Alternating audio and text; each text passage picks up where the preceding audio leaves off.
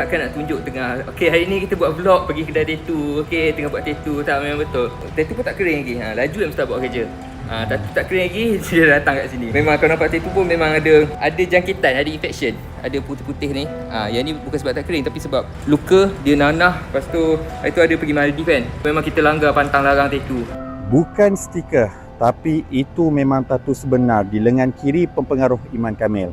Jelas Iman, tindakan itu bukan satu gimik pemasaran maupun cubaan meraih publicity murahan. Namun dia mengakui ada sebab tersendiri yang tidak boleh didedahkan kepada umum di sebalik keputusan mencacah tatu berkenaan. Dengan membuat spekulasi, M-Star mendapatkan penjelasan daripada Iman bagi merungkai isu tatu di lengan kirinya. Memang sebelum nak buat tu memang dah fikir apa akan jadi, apa yang orang akan kata kan. Tapi kepala otak tengah tak betul kan. So kita buat je lah macam tu. Jujurnya bila dah lakukan lah kan, tak ada orang kata no turning back lah orang kata. Memang betul. Sebab benda ni memang permanent. Kita tahu pun. And orang akan sentiasa akan judge. Bukan dalam 1 tahun ni je, memang seumur hidup memang orang akan judge lah. Walaupun dah buang pun orang akan aim kita. Memang benda tu dah sedia maklum dah kat dalam otak tu yang kau kena hadap kan. Hadap je lah. Diorang semua ada isu yang nak bagi tahu. Ada komen yang diorang nak komen. Pandangan mereka sendiri. Ya, sebab tu saya tak tutup ruangan komen. Kalau saya tak nak terima pandangan orang, saya tutup je komen kan. Expectation korang terhadap aku ni macam lebih sangat, faham tak? So kadang aku terpaksa fikir diri aku, bukan fikir korang.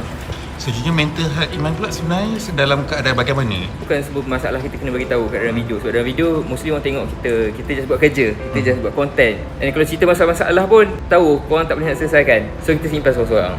And memang ada, bukan je self diagnose ke apa ke, memang tahun-tahun lepas pun memang dah pergi dekat psychiatrist dan memang ada ambil ubat lah.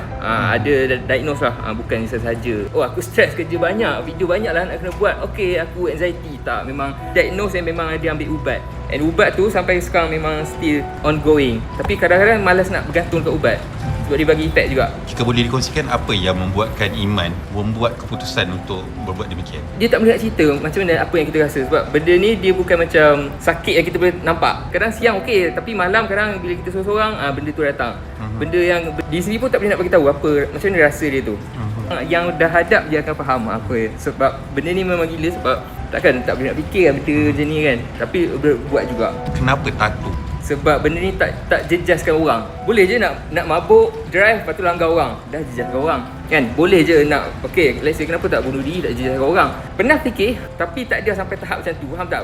Buat benda ni, lepas tu aku cakap dalam video aku cakap, nasib baik aku tak mati je.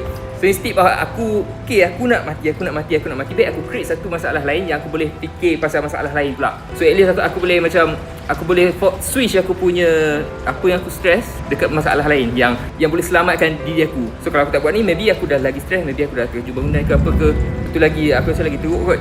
Sikit lah, at least sebab tu aku cakap at least aku hidup lagi, sebaik aku hidup lagi. Dan ada yang buat speculation mengatakan yang apa yang Iman buat tatu itu adalah tidak benar, adalah stiker. Ada yang buat andaian yang semata-mata. Takkan nak tunjuk tengah, okay hari ni kita buat vlog pergi kedai tattoo, okay tengah buat tattoo. Tak, memang betul. Tattoo pun tak kering lagi. Laju yang mesti buat kerja. Tattoo tak kering lagi dia datang kat sini. Memang kau nampak tattoo pun memang ada jangkitan, ada infection. Ada putih-putih ni. Yang ni bukan sebab tak kering tapi sebab luka dia nanah. Lepas tu itu ada pergi Maldives kan. Memang kita langgar pantang larang tattoo. Tak boleh kena matahari, kita buat berjemur tengah matahari. Tak boleh mandi laut, kita mandi laut. Makan seafood memang sebab dah aku nak sakit kan. Aku buat lagi sakit. Itu lah.